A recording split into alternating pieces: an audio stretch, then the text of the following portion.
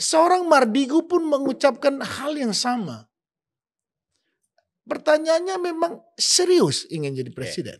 Saya sebenarnya pengen merubah Indonesia ini. Nah iya, Mas, gak usah bulat, Mas. Yeah. Saya gak ketemu orang bulat, saya di DPR sudah bulat. Saya ketemu teman-teman saya yang politik udah bulat. Saya ketemu Mardigu hari ini, saya gak kepingin bulat. Mas memang mau apa enggak? Saya mau kalau Santara punya 5 juta members dan 100.000 UKM tercapai dalam tahun 2023 April. Sampean sekarang punya 6.000 members. Mas kepingin UKM, sorry. Mas kepingin 100.000 UKM. 100.000. Berarti berapa? Dibagi itu berapa? Mas hanya ini propaganda yang gampang ditelaah. Propaganda buat aku propaganda murahan. Gak penting Mas ngomong itu. Jadi kalau kayak Mas gak punya keyakinan diri, tanpa ini pun Mas gak bisa jadi presiden. Bukan. Meraknya gak cantik. Enggak. Mas berarti Mas mendinai 32 perusahaan Mas. Bahwa hati-hati dengan 32 perusahaan Mardigu itu tidak cantik. Canggih. Boleh gak aku ngomong begitu? Gini deh. Iya deh, gue 2024 salaman dulu dah. Foto dulu. Ini calon presiden dan jajak. Sampai itu, ya setelah aku pelajarin akhirnya aku nanya juga Mas Azri, semua dikomentarin tentang politik, ekonomi, ya, apapun mau dikomentari. Apa sih yang sampai Mas Mardigu bukan ingin doing itu tuh bagaimana? Ceritanya agak panjang sebenarnya. Tapi coba ojo ato gak mari-mari kok Mas derang bukoi. Jadi tak coba ringkes gitu ya. Yes. Aku ini berhutang pada negara karena dikuliahi 6 tahun di negeri seberang gitu ya. Kemudian ketika balik tidak bisa bekerja di lembaga tersebut untuk ikatan dinas, malah langsung dipecat lah. Tetapi negara berkontribusi banyak pada keilmuan yang kupunya sebagai wong deso ya. Oke. Wong kamso ini, come from deso ini ya, aku pikir harus berbakti balik kepada negara. Kira-kira gitu ya. Nah, simpelnya begitu ya? Simpelnya begitu. Kemudian di tahun 2002, aku merasa terjadi perubahan yang sangat fundamental di Undang-Undang Dasar. 2002? Iya. Kan gak ada perubahan. Undang-Undang Dasar 45 itu berubah menjadi Undang-Undang 2002. Loh kok bisa? Kan belum ada amandemen. Ya amandemen tahun 2022 di mana dulu misalnya GBHN hilang. Oh, yes. Ya. Yep. Oke. TNI Polri dikembalikan. Oh, jadi peristiwa 98 lah sebetulnya. Ya, terus peristiwa akhirnya 98. pemilihan langsung. Ya, 98. Reformasi ya, kan? 98. Oke. Nah, Undang-Undang 2002 itu bagi pendapat pribadiku adalah game changing yang merubah bangsa Indonesia ini bukan negara atau berbasis presidensial tapi parlementer. Mendadak parlemen menjadi powerful. Tapi kan memang tetap kenyataannya kan tetap parlemen. Presidensial. Kita kan presidensial. Enggak begitu lagi. Masa? Gitu. Nah, ini cerita panjang nih ya ceritanya. Nah, terus pelajaran PMP, pendidikan moral Pancasila. Oh iya, itu ya, saya juga kritisi ya. Berkurang gitu ya. Terus dulu berarti konteksnya Pancasila dong? Pancasila banget guys. Berarti Mas ini Pancasila banget dong? Pancasilais, patriotis guys. Okay. Lurus, lempeng gitu ya. Nah, terus dulu pejabat itu dilemhanaskan baru mendapatkan jabatan. Sekarang banyak pejabat terutama karena aktor politik menjadi menteri dan menjadi segala macam nggak ngerti apa itu lemhanas, nggak ngerti bela negara. Nah, terus lalu anak-anak uji kelamin nih usia jigo kelakuan minus. Ada yang baru pasti, bingung aku. Nah, nggak sampai ini mau coba sih ngeluarin kayak gitu kan dulu. Nah, ternyata anak-anak di bawah 40 tahun itu lemah sekali pemahaman patriotisme dan nasionalismenya karena memang pelajaran tentang bernegaranya berkurang jauh. Gitu. Ya dasarnya PMP tersebut ya. Kalau zaman kita kan PMP, pendidikan moral Pancasila. Sebagai kaum kolonial, hal itu memahami sekali. Dan Kalau kaum milenial dan zilenial ini nggak tahu itu. Nggak tahu belas. Nah, mereka menganggap apa yang ada saat ini ya itulah bernegara itu gitu ya. Oke. Nah, jadi pegangannya adalah 2002 atau 2002. Tepatnya setelah reformasi. Yes. Dia pegang after reformasi. Yes. Jadi saya merasa reformasi itu fail. Menurut saya mendidik kebangsaan. Reformasi fail mendidik kebangsaan ya. Ya. Jadi bernegara itu kan ada Ipolek Sosbud Hankam. Yes. Ideologi, politik, sosial, budaya dan saat ini 80% isinya politik. 80% pandangan Mas Mardigu adalah politik. Isinya berita, isinya debat, isinya koran, media mainstream, semuanya politik. Tapi kan itu perubahannya tidak serta-merta pikiran masyarakatnya jadi begitu. Tapi kan karena memang serta-merta karena teknologinya. Iya, orang mudah menerima informasi. Sekarang dulunya cuma nonton TV, leka nonton TV kan nonton apa-apa, udah dapat apa-apaan. Kalau mau beli koran juga dulu mendingan beli makan. Benar. Sekarang cukup beli pulsa yang sekarang sudah murah. Dia bisa nonton TV, dia bisa nonton berita, segalanya mudah dan murah. Betul. Akhirnya konsumsi politik menjadi dan media murah. Mainstream menjadi tool politik. Menarik. Media mainstream yang dulunya megang kendali dalam ini infrastruktur politik masyarakat, berita media masyarakat dijadikan political tool. Political tool oleh siapa, Mas? Oleh para pemiliknya. Oke. Ya kan ini agak ekstrim, bener nggak kalimatnya? Coba sekarang. Okay. Aduh. Telek emang. Panjang ya? Ya enggak telek, saya tahu langsung Mas ngomong gitu. Iya sih ya. Ya ngerti. Karena itu orang akhirnya di warkop, di warung kopi ngomong, oh ini gubernurnya, oh bupatinya ngomongnya itu tok. Apakah mereka ngomong tentang sosial? Ada 400 barongsai keliling selama 2 tahun. Sorry, ada 2 barongsai keliling 2 tahun di semua kabupaten. Siap. Bagi orang kayak saya itu national threat. Iya terus? Karena membuat pembiasaan terhadap kultur tertentu. Ya. Tapi nganggap itu budaya seperti biasa. Orang kayak saya kan, wah ini nggak iso cara negara ini gitu kan? Yes. Nah, karena mereka sudah terbiasa, akhirnya semua terlihat seperti biasa. Karena dibikin biasa akhirnya terbiasa. Nah, ini ada yang menarik. Jadi suatu hari ini teman saya sudah tidak menjabat lagi, saya jadi bisa ngomong. Sekarang posisinya terakhir tinggi. Jadi wakil dari BIN-nya Malaysia. Dulu pangkatnya biasa saja. Orang Indonesia? Orang Malaysia. Oh, orang Malaysia. Jadi tahun 2000-an. Jadi suatu hari saya lagi di puncak, saya nonton TV, itu pertama kali Inul goyang ngebor di TV nasional. Saya tahun 2000-an. Tahun 2000-an. Saya begitu ngeliat, saya setepuk jidat. Bener nggak? Ini beda pandangan ya. Kemudian di Malaysia sama tepuk jidat juga. Dia menceritakan 6 tahun yang lalu. Jadi udah mantan dia. Yang saya ngelihat adalah, wah, ini tool yang saya lihat. Malaysia melihatnya sama, ini tool. Jadi di Malaysia langsung rapat. Mereka melihat bahwa Inul tidak boleh terkenal karena ada 5 juta warga Malaysia, bukan TKI, bukan TKW, menyukai dangdut. Apa yang terjadi kalau Inul sangat populer di Malaysia dan produk Indonesia akan membanjiri Malaysia? Jadi Inul tidak boleh terkenal. Dia melakukan operation intelijen. Jadi masuk infiltrate, ya MUI apa artis ya waktu itu digiring opini bahwa ini ya tidak, ya seksi, ya begitulah, Mas tahu sekali dunia itu. Nah, begitu dinyatakan oleh MUI ini haram, Malaysia tepuk tangan, saya tepuk jidat Pak. Dalam bahasa saya, goblok kayak bener nggak? Iya, setuju. Itu marketing tool. Yes. Tapi karena nggak ngerti bernegara dan dimasukin infiltrasi dan Malaysia tepuk tangan waktu itu terjadi. Sekarang mau goyang ngecor, goyang apa segala macam karena tidak mempengaruhi, nggak diapa-apain. Nah, hal-hal seperti gitu adalah harus bikin gimana cara membuat pinter negara ini kalau nggak lewat udara. Kalau ngomong-ngomong itu aja nggak ada. Nah, saya mencoba mengingatkan lagi bahwa bernegara itu yang paling depan, garda terdepan pertahanan adalah intelijen. Jadi Kalau di akademi dulu, garda terdepan pertahanan adalah intelijen. Intelijen. Nah, intelijen kita lemah sekali.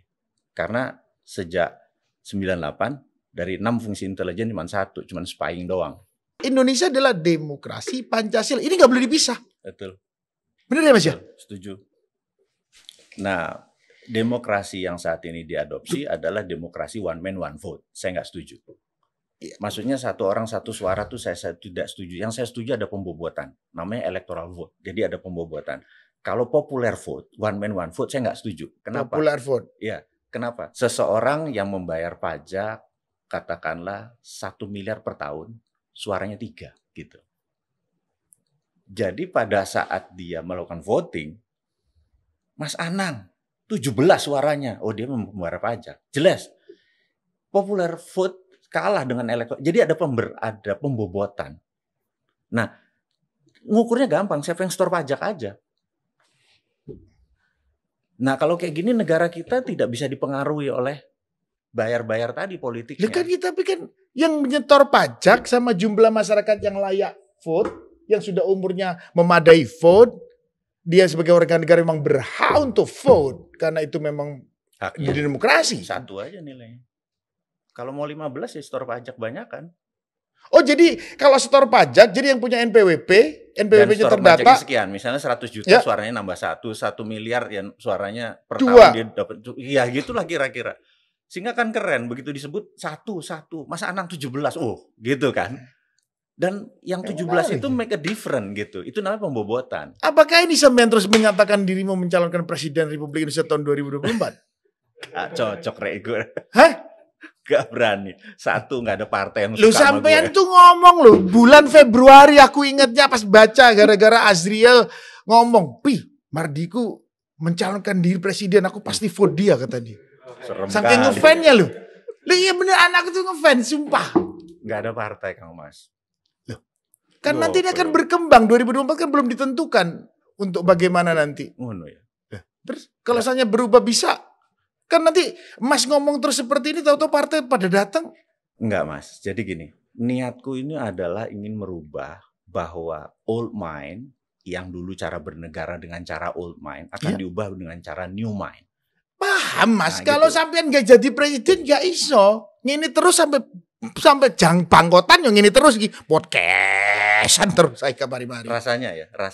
Tahun 2024 itu yang saya sebut digital political. Digital political, menarik. Jadi yang unggul di digital, dia make a difference. Pembeda. Itu sebuah pembeda. Nah, jadi 3 tahun ini, yang masuk gorong-gorong akan kalah dengan yang masuk ke podcast. Pasti. Gitu ya. Pasti. Setuju. Karena mereka mengukur yang. Nah, saya pikir adalah saya seorang ideolog. Saya hobinya baca. Jadi 1 bulan 1 buku. Mas Mardigu kenapa kayak begini teman-teman? 1 bulan 1 buku. Masalah Republik ini waktu aku masuk di parlemen, masalah Republik ini adalah literasi. Masyarakat paling malas kongkon moco buku. Setuju. Nah, Mas Mardigu begini 1 bulan 1 buku. 1 bulan 1 buku. Jadi misalnya ada buku menarik. Judulnya The Winners Takes All gitu ya. Yes. Pemenang mengambil semua. Mengambil semuanya. Buku ini menarik. Buku ini menceritakan bahwa kalau saya mentransfer uang ke Mas Anang, katakanlah $1.000. Iya. Kita datang ke Bank Mandiri, kita teken, masuk $1.000. Bank Mandiri akan clerknya atau kasirnya akan memasukkan kode, kemudian ke New York. New York akan ngirim ke Basel. Basel tuh kota kecil di Switzerland. Basel oke, New York oke, Mandiri oke, uangnya masuk dipotong sekian. Mandiri dapat sekian, New York dapat sekian, Basel dapat sekian. Basel itu milik sebuah keluarga. Dia the winner takes all. Semakin kaya kita berdua, selama menggunakan dolar, dia make money. Dia the winner takes all, gitu ya. Si Basel itu. Nah, contoh lagi, kita berjualan, buku berjualan, kaos berjualan, wah, menggunakan platform IG. Menggunakan platform. Semakin kita kaya ya FB semakin kaya, IG semakin kaya. Ya YouTube ya podo ae oke. Dia the winners takes all, gitu ya. Nah, ada banyak lagi. Misalnya di tahun 1850-an sebuah keluarga mengumpulkan batuan. Kemudian 20 tahun kemudian dia mengklaim bahwa diamond adalah lambang cinta, diamond adalah forever dan lain sebagainya. 150 tahun kemudian berlian ini paling mahal dan mengontrol dunia. Ya. Karena dia memiliki 60% cadangan berlian dunia. Keluarga itu namanya Oppenheimer, De Beers dan lain sebagainya. The winner takes all. Pertanyaannya, kata si mereka yang pengarang buku ini sudah ada semua. Apakah kejahatan berkurang? Apakah peperangan berkurang? Apakah kesehatan membaik? Apakah kaya miskin makin mendekat? Ternyata tidak. Nah, berarti the system doesn't work. Kenapa lo masih nggak mau ganti? Itu yang disebut old mind. Nah, kita harus punya new mind. Nah, ini new mind ini, idenya ini mau kita ajarin dulu ke masyarakat selama 2 tahun ke depan. Jadi contohnya misalnya, saya pro printing money. Sementara pejabat yang berkuasa sekarang yang sering mendapat hadiah award dari negara pengutang tersebut menyatakan, ini contoh ini. Gak sebut jenenge. Gak seru, Cak. Jadi dia mengatakan printing money akan menyebabkan inflasi. Yes. Saya bilang, pasti. Waktu diurai, apa itu inflasi? Inflasi adalah selama jumlah uang beredar sama dengan produksi, maka tidak ada inflasi. Selama jumlah uang beredar sama dengan jumlah produksi, maka tidak ada inflasi. Inflasi terjadi kalau uang beredar lebih banyak dari lebih produksi. Banyak. Jadi kalau uang tadi diprint untuk sektor produksi, maka harusnya tidak ada inflasi. Tidak ada. Karena itu Jerman negara kalah perang.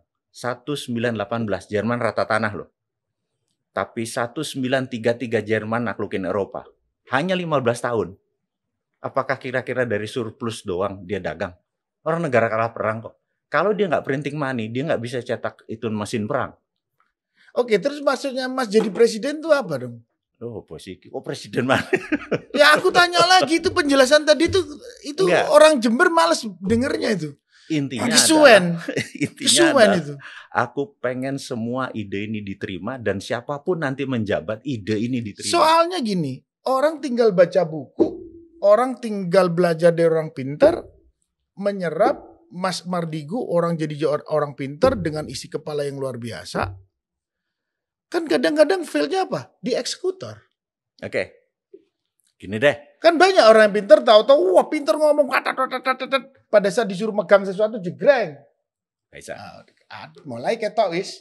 Karena berhubungan dengan pegawai, berhubungan dengan bawahan, berhubungan dengan kepentingan, berhubungan dengan keluarga, berhubungan dengan macam-macam. Good. Gini. Pasti. Ini orang pinter, repot aku kalau berhadapan sama orang pinter kayak gini. Ya enggak gitu. Ini kan kenyataannya orang kita alamin hal begitu. Kang Mas ini meminta jawaban yang cetok, bener nggak? Pasti Mas. Seorang Mardigu pasti berhadapan dengan istri, berhadapan dengan kemauan anak, berhadapan dengan kemauan keinginan laki-lakinya, berhadapan dengan keinginan politiknya, berhadapan dengan kemauan syahwatnya. Sehingga sebuah keputusan tidak pure dari tulisan aslinya. Pertanyaannya, Mardigu ngadepin seperti itu gimana? Dengan cita-cita yang tinggi ingin jadi seorang presiden Republik Indonesia tahun 2024. Gini deh, gimana kalau kita pakai ukuran? Kalau ini tercapai, saya running for presiden. Setuju nggak? Ya saya setuju, saya kepingin punya presiden yang hebat. Gini, saya merasa ekonomi itu terbagi 3. Terbagi 3. Jadi saat ini yang namanya sosialis elitis. Sosialis elitis itu mengutamakan BUMN. Saya anti BUMN. Catat dulu ya, catat dulu. Saya anti BUMN yang di bawah kementerian. Loh kenapa? Kalau Temasek atau Kasanah itu bukan kementerian, dia BUMN. Ya terus. Mbak, kenapa pemerintah mau turun ke dalam ranah sektor privat? Kok enggak boleh? Kenapa? Jadi gini, negara adalah regulator. Ngerti? Regulator oke. BUMN adalah operator. Betul. Jangan digabung. Nggak fair sama UKM. Nggak fair sama UKM. UKM nggak akan pernah bisa besar. Ya, sekarang mungkin BUMN ini ada untuk turun kan nggak mungkin ngelibas UKM. Pasti ngelibas yang gede-gede iki kan. Sing 800 itu jadi 50. Yang 800 BUMN KKN semua disikat tumpek parkir punya ya. Makanya BUMN yang 800, sementara UMKM itu ada 67 juta UKM. Dan nggak bisa tumbuh dengan baik kan? Betul. Oke, kita Saya lanjutin setuju ya. itu. Kita 8% sampai sekitar 15 juta baru masuk ke dalam TI. Oke, nggak pertanyaannya bahwa konteksnya Mas Mardigu diskusi tentang BUMN sebagai regulator. Nggak boleh masuk ke private sector. Yes. Itu karena saya heavy on private. Saya bukan heavy on government. Oke, terus? Iya, Mas kan sosial berarti. Private sector. Mas kepingin sosial itu naik. Orang luar, di luar pemerintah naik. Karena itu 7 presiden, itu heavy on government. Heavy on government, tahu. Kalau kita jadi presiden, itu heavy on private. Iya. Apa-apa swasta. Memang ke sana kan? Arahnya. Okay. Memang ke situ kan? Memang Pak Jokowi aku lihat setiap statementnya selalu mendorong. Berani nutup perusahaan-perusahaan BUMN seperti KAI segala macam. Yang rusak-rusak maksudnya? Iya. Itu KAI yang rusak atau orang yang rusak? Rasanya dua-duanya. Loh, gak mungkin Mas. Infrastruktur. Nanti kita sampai sana ya. Nanti kita. Lu gak, aku cuma menggelitik. Saya hanya ingin diskusi dengan Mas mempertanyakan itu karena Mas ngomong itu. Saya cuma ingin memberikan dasar pikirannya. Pertanyaan saya adalah, kenapa negara turun ke private sector untuk sekarang menemani swasta, memberikan, mungkin kan pemerintah juga, orang juga, pemerintah itu mungkin source juga bagus juga, yang sekarang mau berkompetisi tujuannya, maybe, bahwa dia memberikan pikiran-pikiran baru dalam private sector Indonesia. Oke, good. Tujuannya, understand. Supaya toh private sector duit toh government punya duit rakyat, toh dikembalikan kepada rakyat. Total aset BUMN. Yes. Kira-kira 4.000 triliun. Ya. Oke. Jika itu dikelola swasta, dividennya 4 kali lipat. Kok bisa? Terus kenapa pemerintah nggak bisa? Loh enggak, pemerintah nggak bisa. Oke. Kalau itu diambil hanya untuk mendanai pemerintah dengan macam-macam biayanya mungkin. Tapi kalau secara terlek untuk menghasilkan itu kan kita punya orang pintar kayak menterinya hari ini Erick Thohir pintar. Dia akan memilih orang-orang kayak sekarang jadi dari menteri yang awalnya bukan ngurusin kesehatan jadi ngurusin kesehatan. Mas Budi itu pintar. Setuju. Kan pintar-pintar semua terus. Kalau pinternya saya setuju. Nah, terus? Cuman karena ini dikelolanya oleh sesuatu yang 5 tahunan. Oh, karena ada unsur politikal tersebut. Nggak ada yang dari bawah karir yang kayak gini, itu membuat kebijakan 5 tahun sekali berubah. Berarti diganti-ganti. Berarti masalahnya bukan di situ dong. Nah, itu yang kita harus benerin. Berarti di situ kalau gitu masalahnya adalah ya udah jangan 5 tahunan, apa itu? Bukan, karena ini sektornya swasta. Oke. Jadi di IPO kan aja semua. Di IPO, BUMN juga IPO. Bukannya BUMN IPO? Sahamnya kecil, nggak bisa kita kendaliin. Nggak bisa dikenal, kenapa? Iya. Nah, nanti itu kan dikuasain orang kaya lagi. Nah ini. Wong sugi-sugi mana cari ini? Jadi pada saat saya anti pada sosialis elitis. Yes. Yang kedua, ini harus ngomong dulu. Saya anti pada kapitalis elitis. Oke. Oligarki. Ya, itu pasti dibenci. Nggak ada yang suka dengan itu semua. Kita menyukai akar rumput yang namanya bottom up pyramid. Betul. Nah, ekonomi UMKM maunya Mas. Nah, saya mencoba berkontribusi. Mas ingin berkontribusi kepada UMKM. Kita membuat perusahaan pertama equity crowdfunding di Indonesia yang namanya Santara. Yes, saya nggak tahu. Publik kalau mau IPO, yes, itu lari ke bursa efek. Ya. Tapi kalau UKM kapan bisa ke bursa efek Indonesia? Iya betul. Nah, Mas sudah jadi Santara. Dan Santara adalah the biggest equity crowdfunding di Indonesia. Nah, baru ngerti aku pas ngomong itu baru tahu. Ngerti aku. Jadi, aku pernah baca. Kalau kita bisa saat ini baru 250.000 investor baru. Itu investor. Receh ya? Investor ngerti. Ya. Itu investor. Tapi UMKM yang sudah tergrab masuk. Dari 60 juta UMKM. Baru 6.000. Loh kok bisa Mas? 0,01%. Masih kecil. Nah itulah. Kok bisa? Seorang Mardigu lebih top dari Santaranya dong. Saat ini kita berusaha membangun sekali lagi karena kalau Santara ini adalah sinterklas, malaikat hari ini, keniatannya baik, orang yang juga meragukan Mardigu dengan pikirannya dan kebaikannya tadi, penjelasan buku yang dibaca itu sudah A sampai Z. Masih takut juga. Ada apa Mas dengan Santara tersebut? Santara adalah tidak punya referensinya di dunia ini. Santara tidak ada referensi, berarti hanya satu-satunya model bisnis kayak Santara. Dan OJK gemeteran, Pak. Dari 2018 OJK gemeteran. Orang OJK sampean gemeteran bener ya? Mardigu loh yang ngomong loh, bukan saya loh. Sekarang kita darlingnya OJK. Oh gitu. Gara-gara Mas bikin Santara, akhirnya pertama kan ditolak dulu karena melanggar undang-undang bursa. Lalu kok bisa melanggar undang-undang bursa sama OJK? Kan polisi ini OJK urusan ini OJK lah. Kan disemprit OJK kan, kasih kartu merah. Tapi akhirnya jadi konco. Nah, saya bilang, nah ini kita merapat terus, kita diskusi, lama-lama kan ngelundas juga kan. OJK nih. Kan kita kesuwen Mas, kita mau nolong, tapi OJK bilang. Orang aku nolong ayo kok ruwet ya. Nah OJK bilang, boleh nggak kalau di negara modern, negara maju, biasanya ada namanya regulatory sandbox. Jadi sesuatu diikuti dulu aja, nanti baru aturannya dibuat. Dia bilang nggak bisa. Di Indonesia ini harus ada aturan dulu baru dijalankan. Saya bilang, di agama saya yang Islam ini semuanya halal kecuali yang Allah haramkan. Sampean ini OJK semuanya haram kecuali yang dihalalkan oleh OJK. Lo lebih hebat dari Tuhan gua, saya bilang gitu. Pusing Pak OJK-nya dibilang. Ya pasti gitu. Mas. Nah, ya pasti digono OJK ya. Nah, singkat cerita ya akhirnya kita melakukan. Tapi kan dia based on undang-undang. Nah, makanya kan kalau undang-undang yang nggak ada pakai regulatory sandbox kan supaya jalan. Ini Indonesia tuh, nah singkat cerita baru dapat izin 9 bulan yang lalu. Oh jadi Santara hari ini adalah crowdfunding paling besar untuk UMKM? Karena izinnya baru 9 bulan. Benar baru 9 bulan? Jalannya udah 3 tahun. Nah, jalan 3 tahun? Kita mulai, tapi dapat 6.000 UMKM.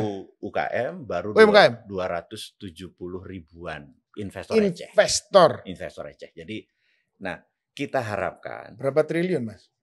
Rata-rata 10 juta, jadi baru 2,7 triliun. Baru 2,7 triliun? Masih nggak ada apa-apanya dengan 60 juta UKM tadi. Nah, nggak usah ngomong itu dulu Mas. Itu duit ya? Bukan godong kan ya?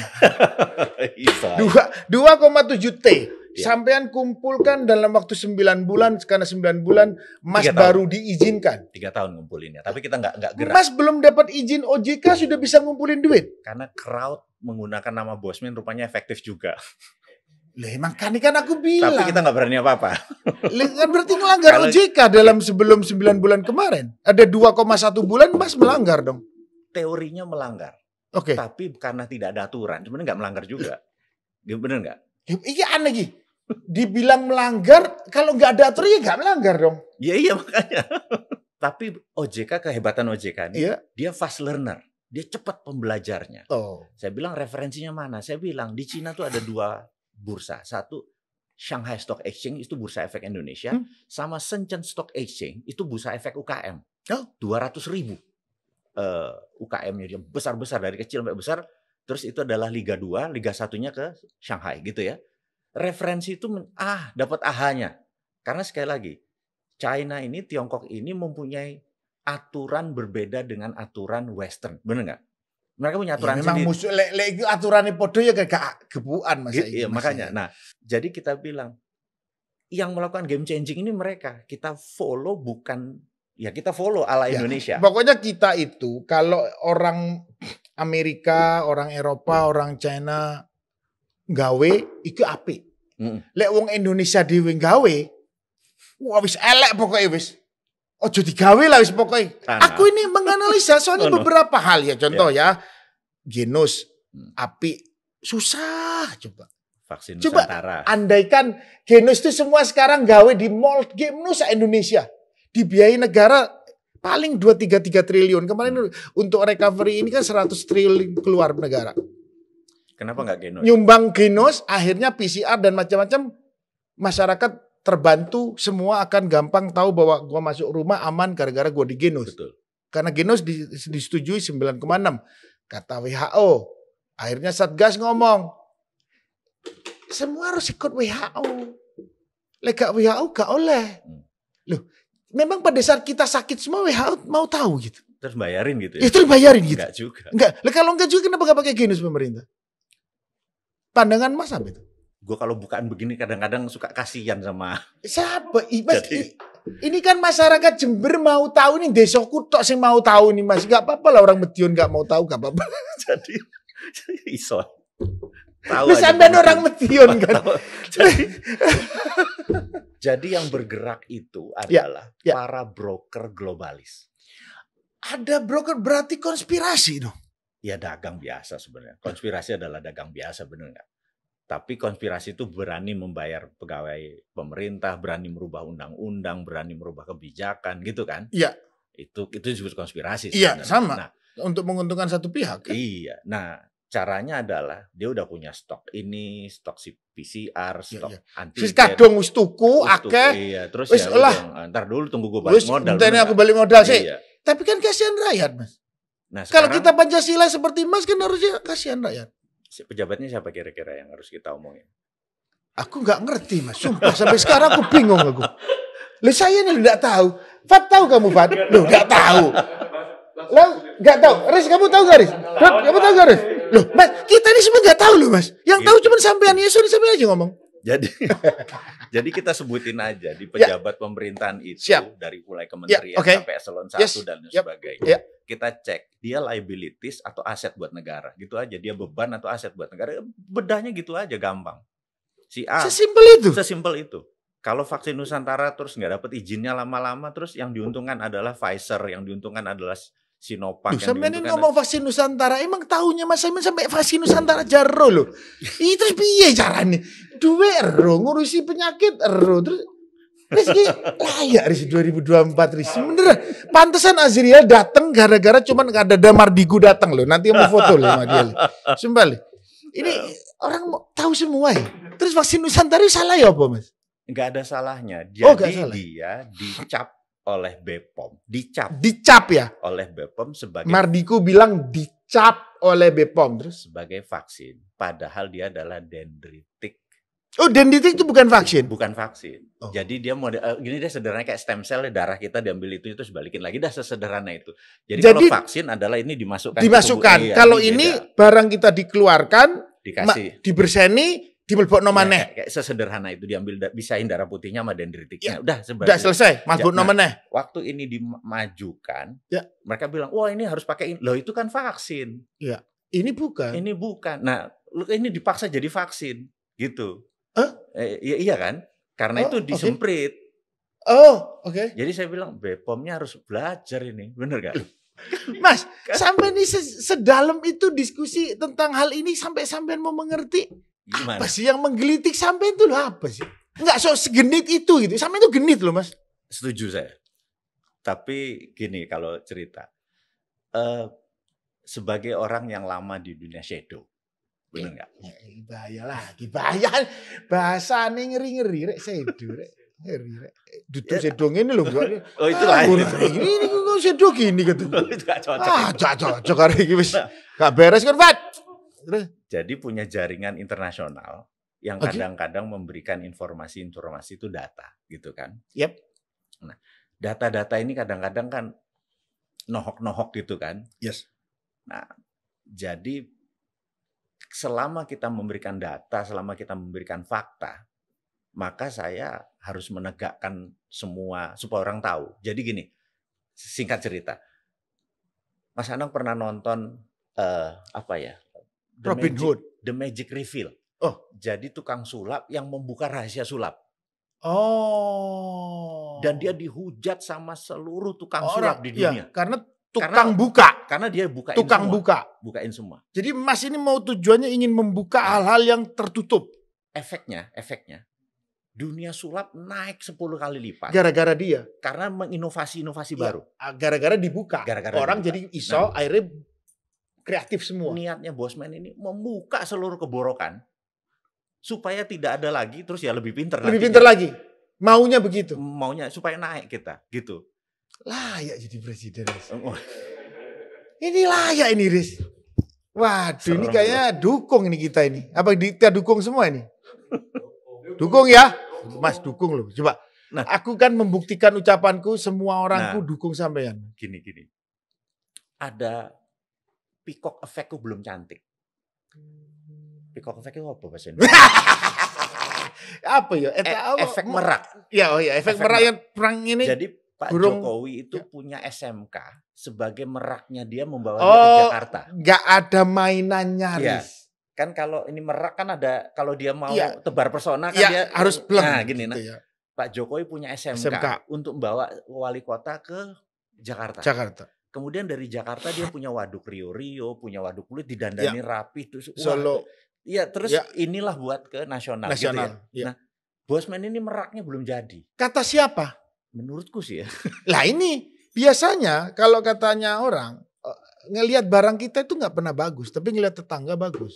Nah itu. Ya. Terus kedua, kalau masak ikan teri katanya kiai-kiai, yang di rumah nggak dengar suaranya, baunya tuh lo nggak dengar. Oh yang ngecas itu sebelah.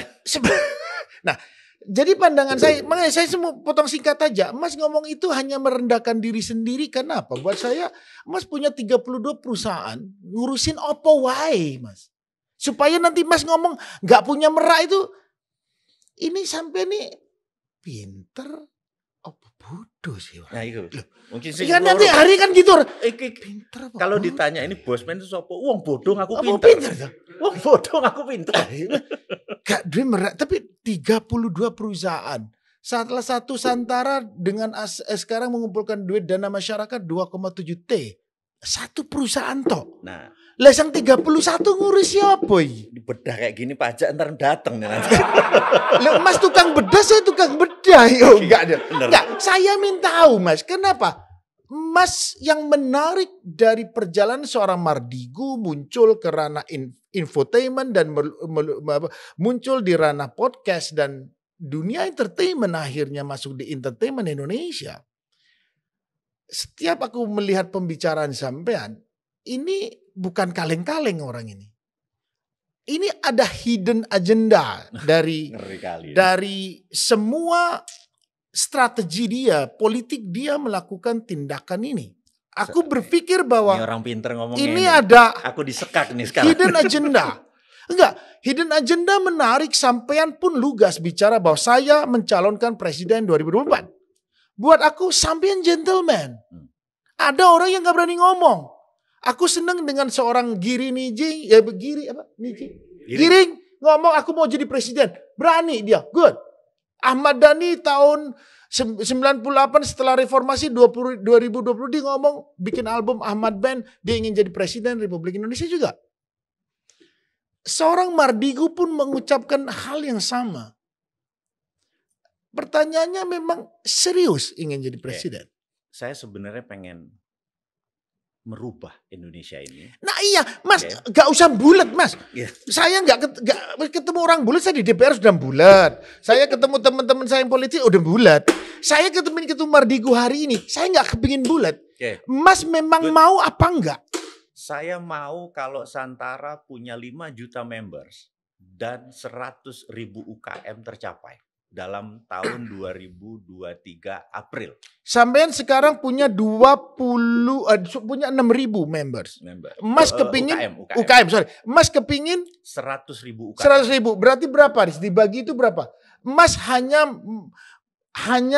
ini propaganda yang gampang ditelaah. Propaganda buat aku propaganda murahan. Gak penting Mas ngomong itu. Jadi kalau kayak Mas gak punya keyakinan diri, tanpa ini pun Mas gak bisa jadi presiden. Bukan. Meraknya gak cantik. Enggak.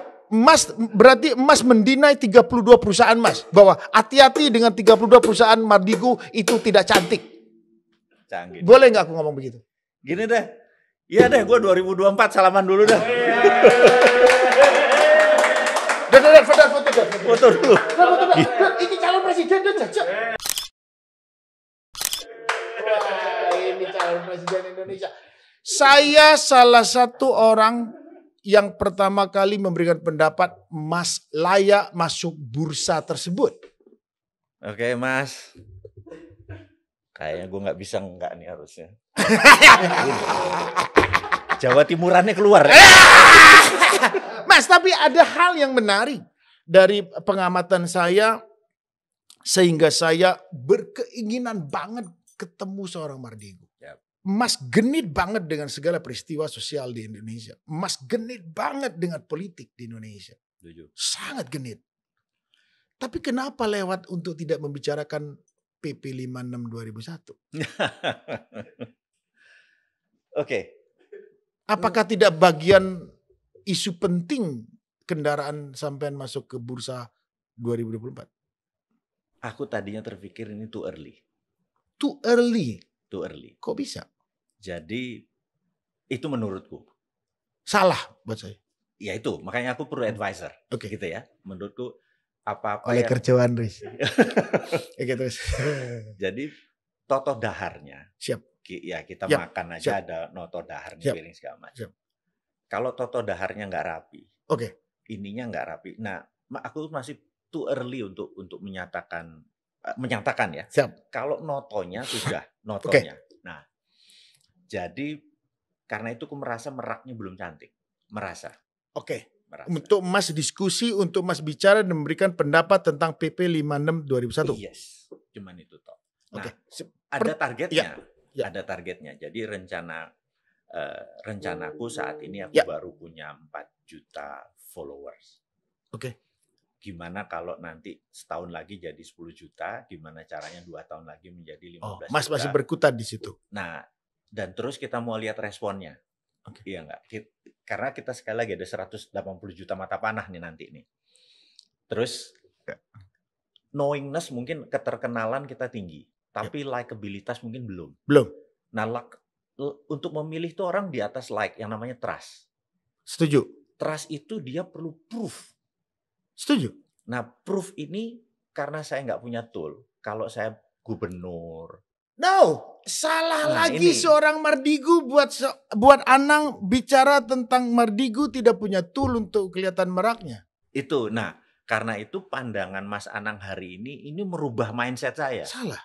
Merubah mindset totally saya. Yes. Ternyata nggak perlu. Iya. Ternyata nggak perlu. Nggak. Yang saat ini pun sudah cukup. Yes.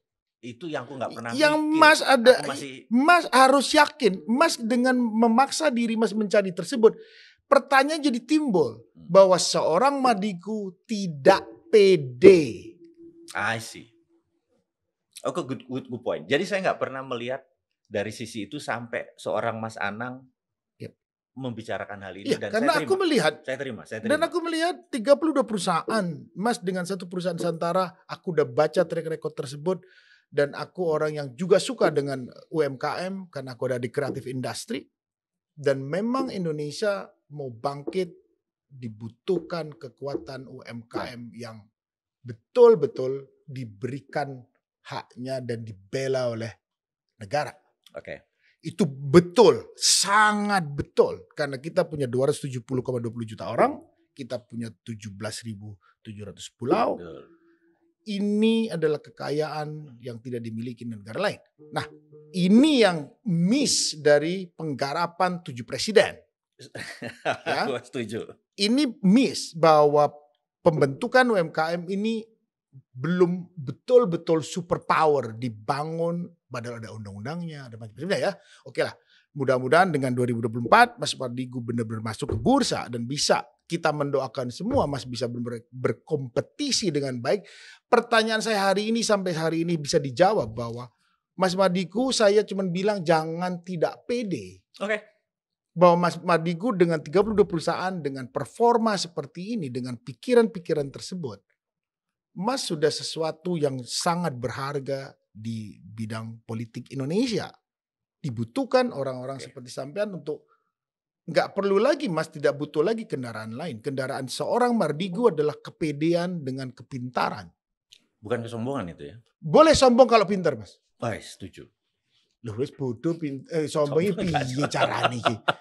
Loh ya enggak apa-apa. Okay. Orang pintar kok, memang dia bisa jawab. Karena kepintaran tersebut akan nanti menuju kebijaksanaan yang tinggi. Oke. Itu yang saya tunggu dari seorang Mardigu, bahwa dia tinggal menuju ke sebuah kebijaksanaan. Terima. Karena pintar nggak bijaksana malah petaka. Gue terima. Jadi hari ini ada sesuatu yang menarik dalam perjalanan hidup saya.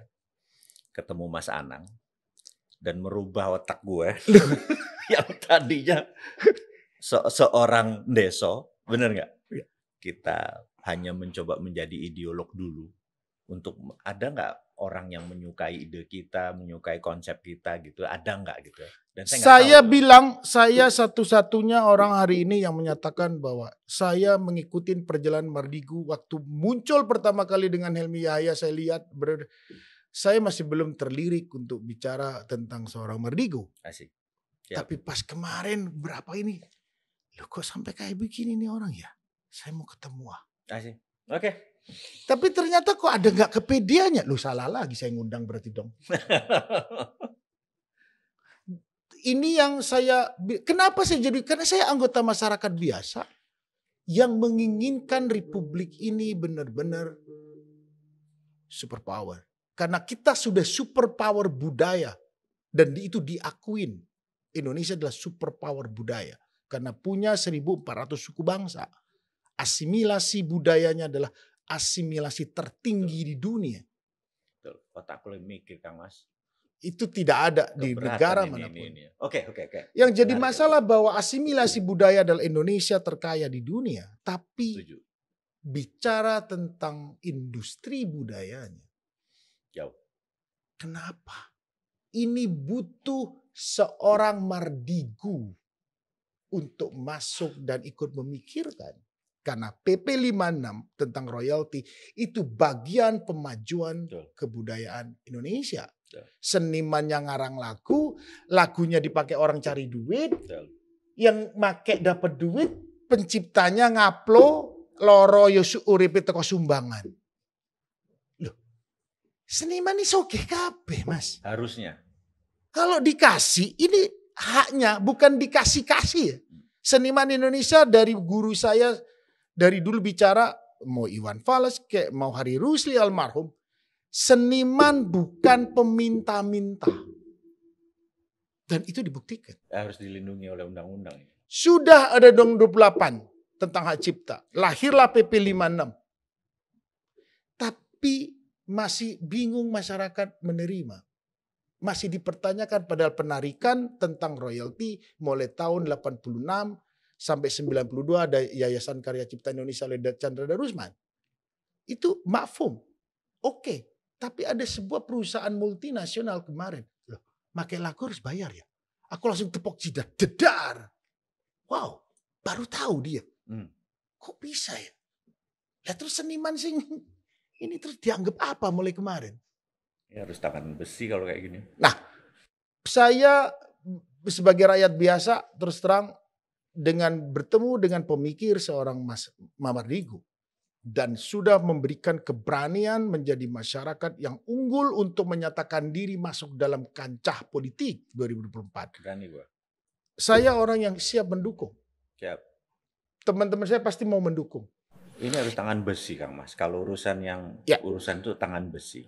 Saya berharap ingin sekali ada pertemuan kedua dengan Mas Mardigu setelah Mas Mardigu benar mau bicara tentang hal tersebut karena aku butuh supporting sebagai aku anggota masyarakat biasa dan aku seorang seniman. Karena ciptaanku kadang-kadang di setel di pulau sana, yang pulau sana dapat duit gara-gara lagu saya, tapi saya di sini ngaplu nggak tahu apa-apaan. Saya nggak apa-apa, saya punya bisnis. Saya punya Lumiere, saya punya apapun, nggak apa-apa. Tapi yang lain? Yang lain perspiye nasibnya.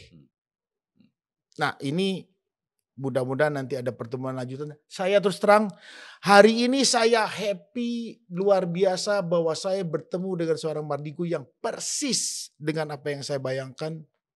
Bahwa Mardigu memang layak untuk masuk ke bursa presiden 2024. Saya ada satu yang mau titip lewat Mas Anang. Siap. Saya nggak pernah nyangka Mas Anang melihat satu sisi yang saya nggak pernah lihat. Okay. Jadi pertemuan hari ini di bulan Ramadan bagi saya berkah banget nih. Amin. Jadi Mas Anang melihat bahwa kalau seorang bosman nggak berani declare, itu penakut. Iya. Dan konsep lu bullshit. Pasti. Iya kan? 32 perusahaan itu berarti itu semua nggak jelas. Nggak jelas gitu ya. Nah, saat ini jangan cuma ngomong tok. Yes. Lo maju dong. Karena ilmu itu mungkin bisa diterima orang, tapi orang belum tentu bisa meraktekin seperti pemahaman lo. Betul. Gitu kan? Betul. Lah, jadi di sini Mas Anang membangkitkan satu sisi manusia Jawa Timur Siap. Yang bonek ini, bondo nekat ini. Sama Mas, di Jakarta bondo nekat. Nah, dulu saya merasa bondonya harus banyak, bener? Yes. Gitu ya. Yep. Mas Anam mengingatkan saya, lo nekat aja. Yes. Kalah pun lo pejuang, bener nggak? Betul. Kan kalah pun lo pejuang. Pejuang, Mas. Gitu. Orang berjuang di jalan yang benar. Itu apa katanya Allah, katanya Mas. Itu yang gue bilang, kok gue jadi yang tercerahkan ini ceritanya. Gitu. Gue kaget tadi. Sebenarnya dalam hati gue sampai diem. Gitu. Bentar lagi sujud syukur. Mendapat sudut baru dari seorang Mas Anang gitu ya. Terus tadi mengenai PP 56, gue pikir harus tangan besi. Siap. Karena mereka berani. Karena tidak ada punishment atau tidak ada Siap. ya gitulah gitu. Tidak harus dihukum, tidak harus diborgol. Betul, gitu kan. betul. Setuju. Ada penyadaran yang dari sisi mereka. Setuju. Saya punya 15 buku. Buku saya sering di copy. Saya nggak pernah jual di Tokopedia, Bukalapak atau segala macam. Tapi toto buku kita ada di sana. Berarti seseorang ini ngopi dan menjual. Ya. Mereka dapat faedah. Ya. Tetapi saya merasa oke, saya nggak hidup dari situ. Yang penting idenya diambil. Gitu ya, diambil. Tapi apa yang terjadi seperti tadi, ada banyak penulis, ada yang banyak pengarang dari situ. yang hidupnya dari situ. Kasian mendadak karena sebuah sistem, dia nggak dapat apa-apa. Karena dia kan nggak bisa jualan kadang-kadang ya. Nah, ini yang mengambil terbanyak. Nah, saya pikir perlu tangan besi. Saya tahu sekali, karena tahu sekali rasanya. Iya. Jadi saya kan seluruh keuntungan buku atau karya saya adalah untuk Rumah Yatim Indonesia. Siap. Jadi 25 tahun yang lalu saya membangun Rumah Yatim Indonesia ini nggak mudah. Ada 6.000 anak yatim itu nggak mudah. Jadi kalau lihat Rumah Yatim itu saya pendirinya, saya pembinanya tahun 86 gitu, saya bangun. Dan lebih banyak kita bergerak ke sana tadinya, ini untuk masalah sosial gitu ya. Siap. Karena masalah sosial seluruh keuntungan untuk rumah yatim, nggak berani di-copy. Nah, ya, sekali lagi, jadi terima kasih udah diundang podcast. Terima kasih. Saya loh berterima kasih. Saya yang terus mau minta maaf karena waktunya sebetulnya jam 4, Mas mau datang jam 3. Buat saya seorang Mardigu mau. Saya hanya punya penilaian tersendiri terhadap kejadian tadi itu. Saya punya penilaian tersendiri yang sangat melekat dalam diri saya. Karena saya tahu Mas Mardigu itu di mana dalam satu bidang. Tapi penghargaan terhadap orang emas itu sangat tinggi. Jadi itu yang saya terus terang tadi bicara based on apa yang ada dalam pikiran saya. Artinya bahwa biarkan Allah yang menyetir pikiran saya untuk diskusi dengan seorang Mardigu. Langitan banget ini. Ini susah ini. Jadi itu tadi yang saya pakai dari tulisan apa yang sudah saya di skrip yang diberikan oleh teman-teman tadi, saya tidak pakai semua. Saya meminta ya Allah tunjukkan saya bicara dengan orang yang baik ini. Amin. Akhirnya Allah memberikan pencerahan, yaitu tadi saya hanya meneruskan yang ada di pikiran saya. Jadi terus terang Ramadan ini saya sangat bersyukur juga saya bertemu dengan seorang Mardigu, calon presiden 2024. Apapun usahanya Mas, saya hanya ikut mendoakan karena itu adalah usaha baik. Amin. Kalah nggak kalah hanya Allah yang tahu. Amin. Saya selalu punya keyakinan terbesar itu. Tak ada pegangan lain. Makanya kadang orang, wah kamu harus punya teori ini. Apa katanya Allah? Kalau Allah sudah kun fayakun. Jadi. Silakan ilmumu keluarkan manusia, kata Allah. Tidak akan menang dengan ketentuanku. Siap. Itu yang aku diajarin di pesantren. Nah, harapanku seorang Mardigu dengan segala ilmu yang ada di dalam pikirannya. Saya hanya ingin menggugah bahwa Mas butuh tadi cuma 0,001 keputusan ilahi. Amin. Iya benar sih. Mas yakin itu insya Allah Allah berikan. Karena sudah Mas yakin dengan apa yang dijalankan hari ini adalah ini sesuai perintahmu ya Allah. Selesai.